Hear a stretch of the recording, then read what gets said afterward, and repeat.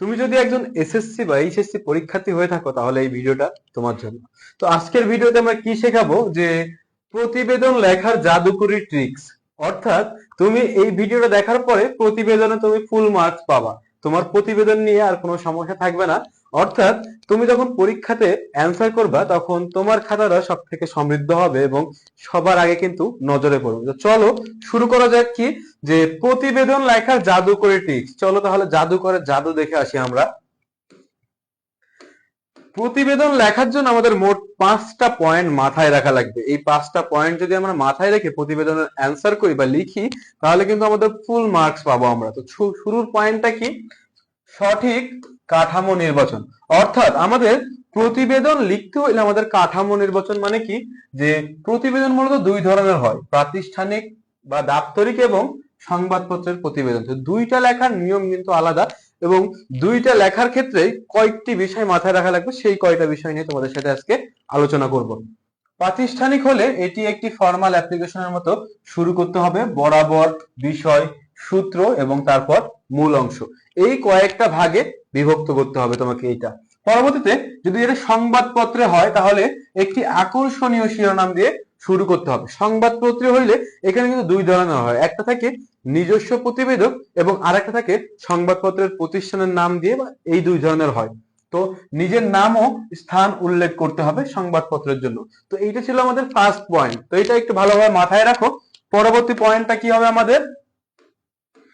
সকল প্রতিবেদন, সেটা হোক সংবাদপত্রে বা নিজস্ব প্রতিবেদন, দুইটাতেই কি আমাদের একটি আকর্ষণীয় শিরোনাম দেওয়া লাগবে। যার শিরোনাম যত আকর্ষণীয় তার মার্ক পাওয়ার সম্ভাবনা তত বেশি এবং সে অনেক বেশি মার্ক পাবে। তো এটা একটু দেখি।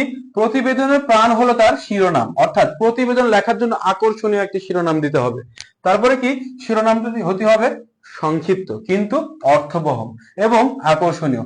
যেমন রাজশাহীতে বৃক্ষ মেলা উপলক্ষে আয়োজিত অনুষ্ঠান, অথবা ভয়াবহ যানজট, স্থবির জনজীবন। তো এইরকম কিছু সংকীর্ণ বা সংক্ষিপ্ত যদি হয় তবুও কি অর্থবহ হওয়া লাগবে কিন্তু আকর্ষণীয় হওয়া লাগবে। তো এইটা হলো একটা পয়েন্ট। তারপরে কি শিরোনামটি খাতার মাঝখানে একটু বড় অক্ষরে লিখলে ভালো দেখায় এবং এইটা লিখলে কি মার্ক পাওয়ার সম্ভাবনা অনেক বেশি থাকে।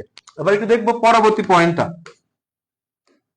আমাদের প্রতিবেদন কিন্তু হয় নিজস্ব তথ্যের ভিত্তিতে এবং এইখানে কিন্তু সত্যতা যাচাই, এইটা একটা বড় বা মূল পয়েন্ট, তথ্য সত্যতা ও নিরপেক্ষতা। প্রতিবেদনে নিজের আবেগ বা কাল্পনিক কথা লিখে, এখানে আবেগ বা কাল্পনিক কথা না লিখে বাস্তবসম্মত তথ্য দিতে হবে। এখানে কোনো আবেগ জড়িত কোনো কথা এখানে দেওয়া যাবে না। তারপরে কি ঘটনাটি কবে, কোথায়, কখন, কেন ঘটেছে, এই 4টি প্রশ্নের উত্তর যেন লেখার শুরুতে প্রথম প্যারায় থাকে। অর্থাৎ তুমি যে বিষয়ের প্রতিবেদন লিখছো সেটা কোথায়, কখন, কেন ঘটেছে, কিভাবে ঘটেছে সবকিছু কিন্তু শুরুতে লিখতে হবে। বর্ণনা হতে হবে নিরপেক্ষ এবং যুক্তিযুক্ত, অর্থাৎ তুমি এখানে যুক্তি খণ্ডন করবে, পক্ষে একটা মত দিবে, বিপক্ষে একটা মত দিবে। পরবর্তীতে আমরা 4 নম্বর পয়েন্টটা একটু দেখবো। 4 নম্বর পয়েন্টটা কি? যে 3টি প্রধান অংশে বিভক্ত করা। একটি আদর্শ প্রতিবেদন 3টি অংশে বিভক্ত থাকে। সূচনা, ঘটনার সংক্ষিপ্ত সারমর্ম দিয়ে তোমাকে সূচনা লিখতে হবে। তারপরে কি মূল অংশ, বিস্তারিত বর্ণনা, কারণ এবং ফলাফল মূল অংশে আলোচনা করতে হবে তোমাকে। সর্বশেষে উপসংহার বা সুপারিশ, সমস্যা সমাধানের উপায় এবং আপনার ব্যক্তিগত মতামত যদি প্রয়োজন হয়। এরকম প্রতিবেদন যদি হয় যেখানে তোমার ব্যক্তিগত মতামত প্রয়োজন তাহলে অবশ্যই সেখানে মতামত দিবে। এবার আমাদের লাস্ট পয়েন্টটা কি?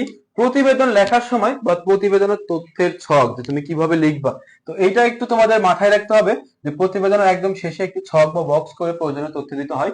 এটি ছাড়া প্রতিবেদন পূর্ণাঙ্গ হয় না। বক্সে যারা থাকবে প্রতিবেদকের নাম থাকবে, প্রতিবেদকের ধরন যেমন প্রাতিষ্ঠানিক বা সংবাদপত্রে, প্রতিবেদনের শিরোনাম থাকবে, তৈরির সময়, তারিখ এবং প্রতিবেদনের স্থান। তো এই কয়েকটা পয়েন্ট যদি তুমি মাথায় রাখো তুমি প্রতিবেদন লেখার সময় তোমার খাতাটা হবে সব থেকে সমৃদ্ধ। তো আজকের ভিডিও এতটুকুই, দেখা হচ্ছে পরবর্তী কোনো ভিডিওতে। ততক্ষণ পর্যন্ত আমাদের সাথে থাকার জন্য ধন্যবাদ।